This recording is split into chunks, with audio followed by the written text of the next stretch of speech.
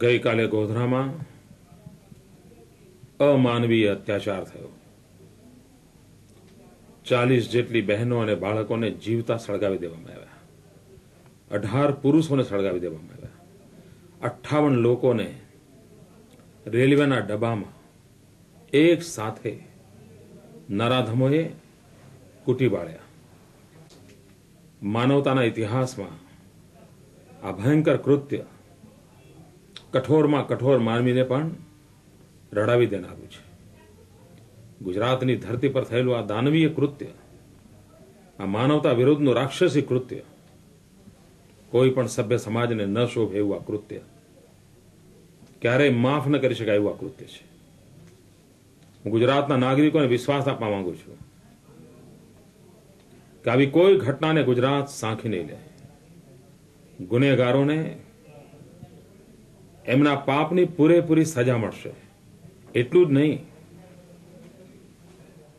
દાખલો એવો બેસાડવામાં આવશે કે ભવિષ્યમાં કોઈને પણ આવું પાપ કરવાનું સ્વપ્ને મન ન થાય। ગુજરાતની સરકાર સામાન્ય નાગરિકની રક્ષણ માટે છે।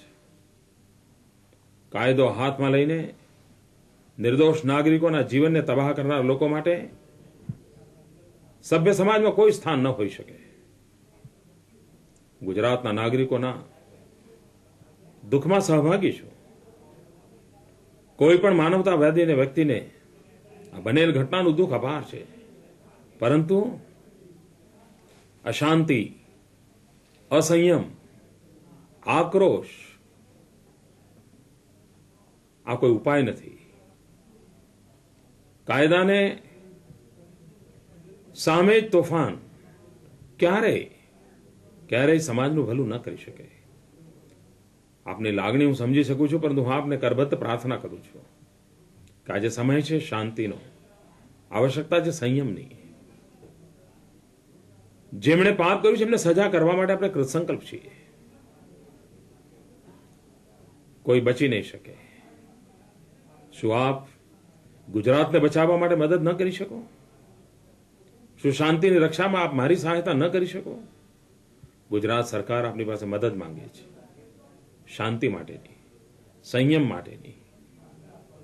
આપના આક્રોશ વચ્ચે પણ આપને મારી પ્રાર્થના છે કે આજના સમયે ગુજરાતની જે વિશેષતા છે, ગુજરાત વિપરીત પરિસ્થિતિમાં પણ સંયમ અને શાંતિ જાળવવાના અનેક ઉદાહરણ છે। હું આપના એ ભવ્ય ભૂતકાળને યાદ કરાવું છું। શાંતિ અને સંયમ દ્વારા આવો આપણે સૌ ગુજરાતની સેવા કરીએ, કાયદાના હાથ મજબૂત કરીએ, ગુનેગારોને ભયંકરમાં ભયંકર સજા કરવા માટેનું વાતાવરણ બનાવીએ।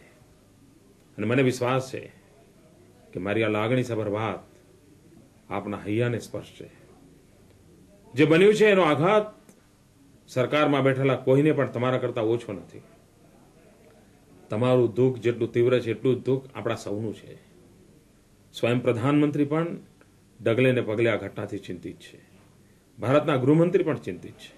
સમગ્ર દેશ ગુજરાતના દુઃખમાં સહભાગી છે, પરંતુ શાંતિ અને સંયમ જાળવવાની જવાબદારી આપણી છે। આપનો આક્રોશ, આપનો ગુસ્સો હું સમજી શકું છું, આપનું દર્દ હું સમજી શકું છું। તેમ છતાંય ગુજરાતના હિત ખાતર, આવતીકાલની ગુજરાત રોળાઈ ન જાય એટલા માટે, ગુજરાતના માથે કોઈ કાળી ટીલી ન લાગે એટલા માટે 5 કરોડ ગુજરાતીઓ શાંતિ અને સંયમ જાળવી આવશ્યક છે। મારે આપનો આભાર પણ માનવો છે કે આટલા બધા આક્રોશ વચ્ચે પણ 18,000 ગુજરાતના ગામડામાંથી ગણ્યા ગાંઠા ગામોમાં જ ઘટનાઓ બની છે। ઘણું કરીને શાંતિનું વાતાવરણ રહ્યું છે, પરંતુ ગુજરાતના હાર સમાજ કેટલાક નગરોમાં જે ઘટના બની છે એનાથી ચિંતા ઉપજે છે। આપને મારી વિનંતી છે, અને વેરથી ક્ષમતો નથી। હું ઉપદેશ આવવા નથી આવ્યો, હું તો આવતીકાલના ભવિષ્યને જોઈ શકું છું, એટલા માટે આપની મદદ માંગવા આવ્યો છું। આવો શાંતિના માર્ગમાં સરકારની મદદ કરો। સરકાર મદદ માંગે છે કાયદા દ્વારા ગુનેગારોને સજા કરવા માટે।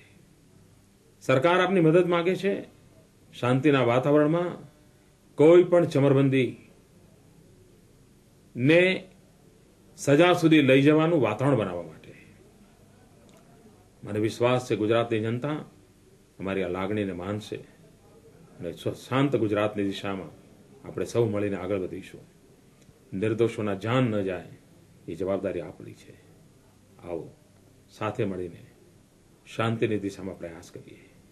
ફરી એકવાર આપના દુઃખમાં હું પૂરી તરહ સહભાગી છું.